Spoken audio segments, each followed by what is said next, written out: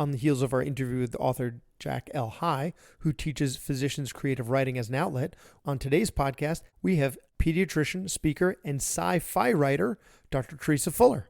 Dr. Fuller received both her MD and PhD at Howard University and has been a practicing pediatrician in the Maryland area for more than 20 years. In addition to full-time pediatric practice, Dr. Fuller has been a contributing health writer for the Baltimore Times and Demand Media. She's the author of Change One Thing, A Doctor's Guide to Permanent Weight Loss, Disease Prevention, and a Lifetime of Incredible Health. Now, that's not her science fiction book. We're going to be talking about that in a second.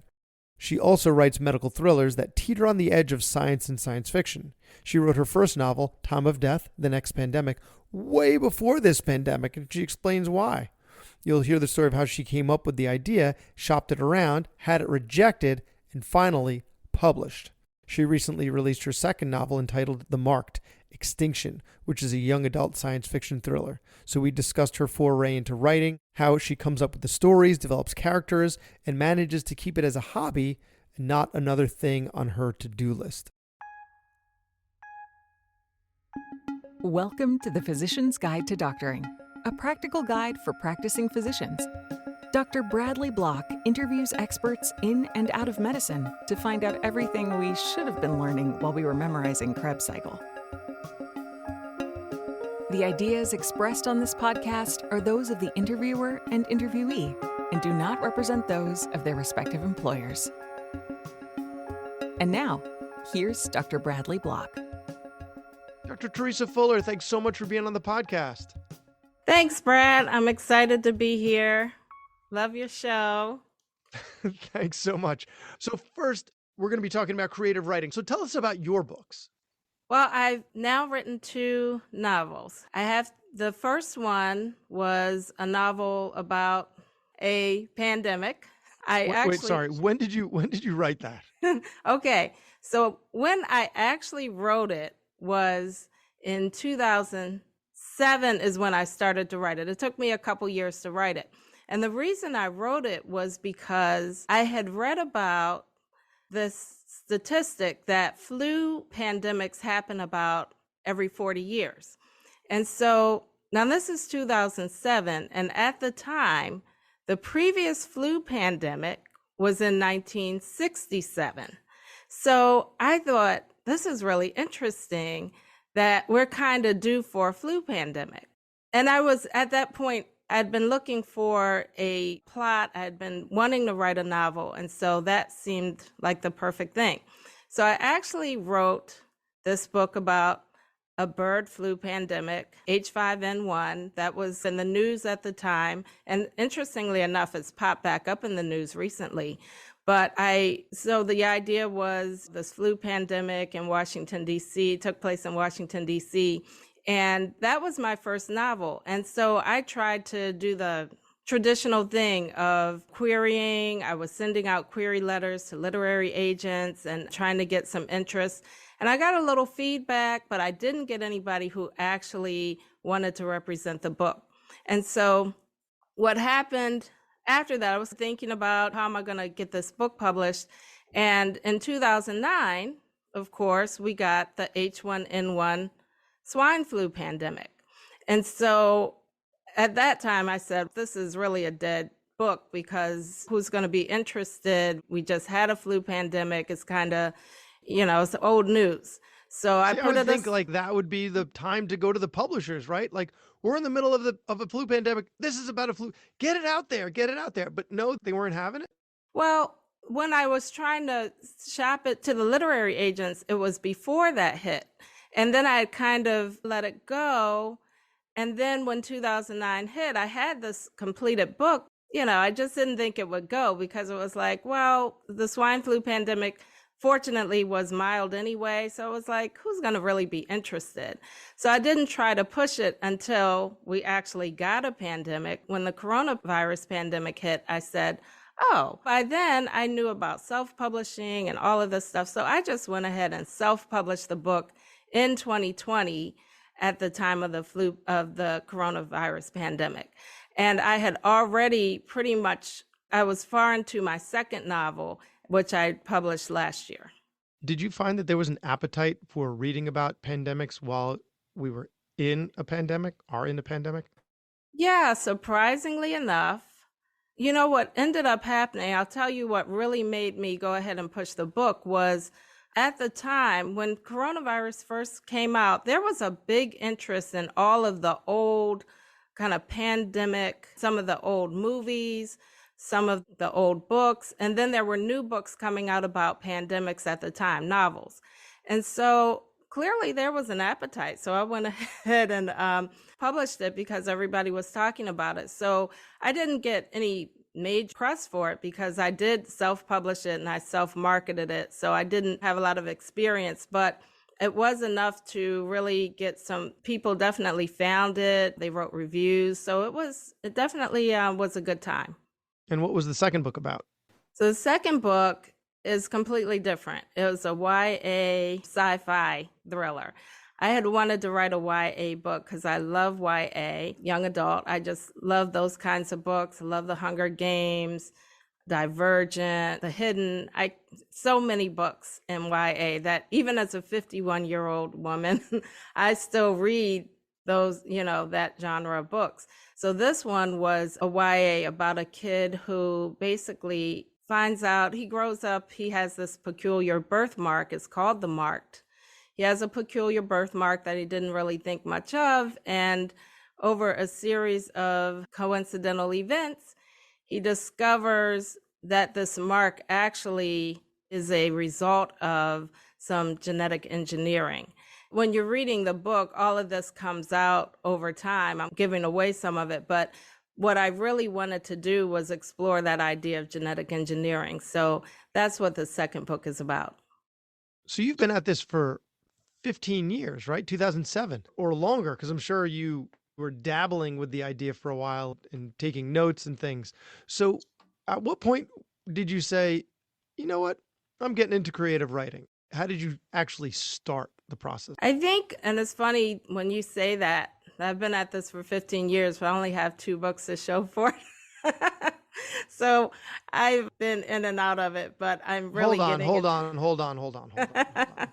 on. And this is, I think, where physicians, we get ourselves into trouble because you are a physician, right? Like, it's not like you're a full-time author, and yet you've published 2 books. That's an incredible accomplishment. Most of us, we put our heads down, we see our patients, we go to work, we come home, see our family, go to sleep, do the same thing again with the only thing to show for it is patient care, which is enough.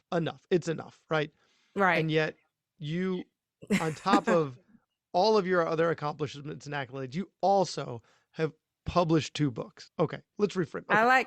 I like the way you put that. That's good. But when you asked me how I got into it, I think I would say that what really made me want to get into it is that because I loved books for so long, always was a big reader. I know it was sometime during my teen years that I really got into medical thrillers like Robin Cook. I was a big, fan of Robin Cook, still am. Big fan of Michael Crichton. And I remember at some point, can't tell you what book it was, but I remember at some point finishing a novel, one of those, and saying, I'm not reading another one until I write one. I just felt inspired to write a novel. And that's what kind of got the gears going. And that's when I started thinking about what would I want to write about. So every 1,000-mile journey starts with one first step. So what was your first step? I think once I had the idea, like I said, about that flu novel, then I think I did a couple of things at the same time. One was I just kind of threw myself into it. I started thinking through the book and started writing. But I also started reading about that process of writing. And so one of the first books I read that I can remember was Stephen King's book on writing, called On Writing. And I liked his approach, which was he described how he would come up with ideas and how he would go through the process of writing. So I think I was doing 2 things at the same time. I was actually writing the story, but I was also learning about that writing process. So tell us about some of your processes. that you've developed? Like which ones you learned from Stephen King and then developed on your own? We're creatures of habit. So what are your right? I would say when I first started, I really didn't have a process because I was just winging it as I was learning how to do it. So at first, I was just kind of stealing moments. When I had an hour here, when I had an hour there, I would write, and I would write parts of the book. And I think the reason I did it that way is because when I first started writing, when I wrote my first novel, I really thought it was a bucket list thing. I said, I want to write a book. And I thought, I'm going to write this novel, and that's going to be the end of it. I'm going to write it and be happy that I wrote it, and that'll be that. It'll be out of your system. I really thought that's what I was going for, but I really got into it, enjoyed the process, started getting more ideas. And so I have developed a process now because after really some time during the writing of my second book, I actually came up with something of a schedule. And what I do now is I just dedicate 3 days a week. I have certain hours during those 3 days that I dedicate to writing. It adds up to about 6 or 7 hours a week, which isn't a lot, but it does add up. And so my process is to set aside that time. Wait. 6 or 7 again. The whole physician. Did you say 6 or 7 hours a week? Uh-huh. That's a lot. That's a lot. How is that not a lot? That sounds like a lot. I feel like it's a good amount. I mean, well, when you listen to people who write, they always talk about, this 20 hours a week. Even people who have full-time jobs, a lot of times they'll talk about this extra 15 or 20 hours a week that they find. We can't find that, but I have found a good 6 that I dedicate to it. All right. And so what were some of your mistakes and missteps along the way that if you were doing it all over again, you would try to avoid? Right? Because some of our mistakes and missteps are learning experiences and you have to do them. But some of the things that you would definitely avoid in the past if you were doing this all over. Yeah, I think the biggest mistake was not really knowing the process. And the first time I just dove into it, I think I was modeling after Michael Crichton, because if you look at Michael Crichton's books, which I would love to write a book like that, but if you look at his books, they're kind of plot-based, and he has, different characters, and it kind of goes from one scene to another. I was basing it kind of on that idea, but what I didn't understand was that you can't have too many characters. So when I was kind of looking at, I think George R.R. Martin would disagree with that. Is that okay? Story of Ice I and never Fire. read, and I've never read. It's obscene how many characters. Yeah. Okay, that's good. I've never read Game of Thrones, but yeah, I think when I was trying to kind of get this idea of a plot-based novel, I put way too many characters into it. And again, just an experience. And so that was one of the things. I think if I had backed up and studied a little bit more about the process, then I would have understood a little bit more about how, for example, a Michael Crichton book is structured. It was more like, I've read a bunch of them, so I'm going to try to get that.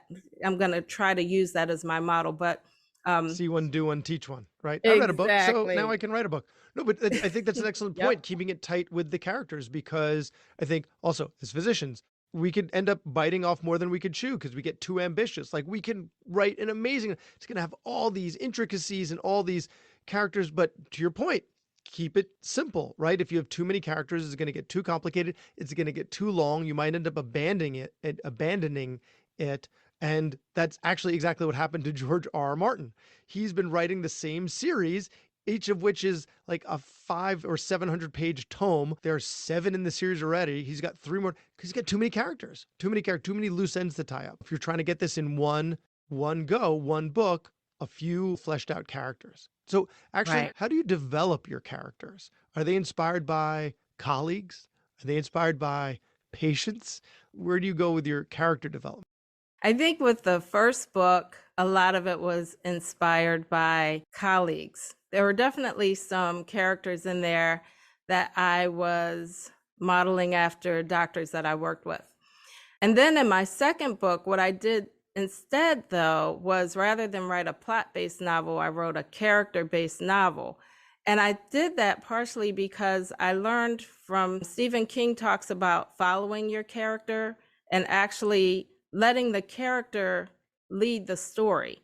And as you really know who your character is, it tells you where to go next, because you'll say, what would, in my case, the main character is Drew. What would he do next? What would he do in this situation? What would he think of this? And it really helped me to drive the story. But in this book, he's partially inspired by my younger son, because he's this kid who's super smart, but really bored by school and bored by a whole lot of things. And I think that inspiration came because when my younger son was in school, every time he would come home from school, I would say, how was school? And he would say, boring. And so it made me think about, what if you had this super intelligent kid who was just really bored? What kind of situation could he get into? What would that intelligence lead him to? And that's where a little bit of the inspiration for that character. There are a lot of things about the character that aren't like my younger son, like he's a troublemaker. So I don't want to indicate that my younger son's a troublemaker. You mentioned plot-based books and character-based books. What do you mean by that? So there's a school of thought that your books should really be based on the central character that you can relate, that the audience or the reader can relate to and empathize with and really get into the character. And that's what makes the story much more interesting. But when it's plot-based, which a lot of authors say you really shouldn't do that, plot-based is, this is what the story is about. This is the plot, and the characters just don't get developed as well. And so I feel like in my first book, I was really into the plot of a pandemic. What's going to happen in a pandemic? We're going to run into problems of supplies. We're going to run into problems of overwhelming deaths. We're going to run into, this is how Congress is responding. This is how the hospital is responding. And so it was more about the plot, and the characters just didn't get developed as well. Have you encountered writer's block yet? I certainly, yeah. I would say that maybe why it took a while to write the second book, for example, because I would have ideas of where it was going, but then I would get stuck. So I would have writer's block. And what I would do most of the time, if I have writer's block, I'll just put it away, do something else. I'll either read, or I might just write down some ideas and just let it go for a while. So take a break, go for a walk. Exactly. If you're trying to remember something, and if you force it, you can't remember it. But if you take a little break, suddenly you're doing the dishes or you're taking a shower and it comes to you. Or you just look it up on IMDb, which is what I usually do. Right. Okay, so publish or perish. You're already putting pressure on yourself to publish more. You're an accomplished physician, but I've only written 2 books, right? So my question is, how do you keep this an invigorating hobby rather than you said it, you're already putting pressure on yourself. So how do you keep it an invigorating hobby rather than just something else on your to-do list? I think the way I do that is I don't write all the time. Part of my process, that, as I said, I'm still developing it, but part of my process is that I only write for 3 months I'll take 3 months on, work on the writing, and then I'll take time off. And I think that works for me because it allows me to really look forward to it. I'm thinking about it, preparing for it, but then once I get into it, I really can get into it, have momentum, get excited about it, and then I take a break. So my plan for last year and for this year, it worked partially last year, but this year I'm trying to be even more strategic with it. is that I take those 3 months and then try to hopefully create a good draft in 3 months. But even if not, just take a month off or a couple months of not thinking about it. And because, of course, like you said, we're busy. And if I try to stay at that, I think it would become work as opposed to a hobby. That is great advice that I think I'm going to take with this podcast. So I'm out. I will see you guys in 2023. Okay. Just kidding. Any parting words for our physician audience on either why they should do it, why they should do creative writing, or how they should do it? Yeah, I think a lot of physicians are naturally creative writers because there's even a Because we make up stuff in our notes. That's a good one. We're used to telling stories. I always say one thing I don't like about electronic health records is that I feel like it takes away the storytelling aspect of notes. I remember what it used to be like to write notes. And you know how you would say, this is a 22-year-old African-American female with a history of this, and you go through their history and you're weaving a whole story and you go through. I think we used to be naturally trained to tell stories. The electronic health record takes a lot of that away, and that's something that I think is regrettable. But we're used to putting a lot of information together. And so I think a lot of doctors have that in them, wanting to be storytellers. Also, the reason I think that is because there's a whole conference about creative writing for physicians. I haven't yet made it to that conference. I remember planning to go right before the pandemic hit, the year or two before the pandemic hit. And so there's a lot of interest. I think the biggest problem, of course, is time, lack of time. But I would say even if you can just get 1 or 2 hours a week, just take that time and do it because you probably will enjoy it. And over a year, you can, even doing just a couple hours a week, you'll have something of substance. I think a lot of physicians probably would enjoy writing creatively. Yeah, it seems like a great escape, but rather than a passive one where you're just zoning out and watching TV, it's an active one where it's going to be a whole lot more fulfilling. Nobody feels good after watching 3 hours of television and escaping like they just, vegetable. But if you spent the same amount of time doing creative writing, that sounds invigorating. Yes, I think so. I feel invigorated. Once you have something that you can look back and read what you've written, it's very rewarding. Fantastic advice. So where can people find you online? I'm Dr. Teresa Fuller on Facebook and on Instagram, LinkedIn, Dr. Teresa Fuller. No H in Teresa. No H. That's right. Dr. Teresa Fuller, this has been great. Thank you so much for your time. Thank you. That was Dr. Bradley Block at the Physician's Guide to Doctoring. He can be found at physiciansguidetodoctoring.com or wherever you get your podcasts. If you have a question for a previous guest or have an idea for a future episode, send a comment on the webpage. Also, please be sure to leave a 5-star review on your preferred podcast platform. We'll see you next time on the Physician's Guide to Doctoring.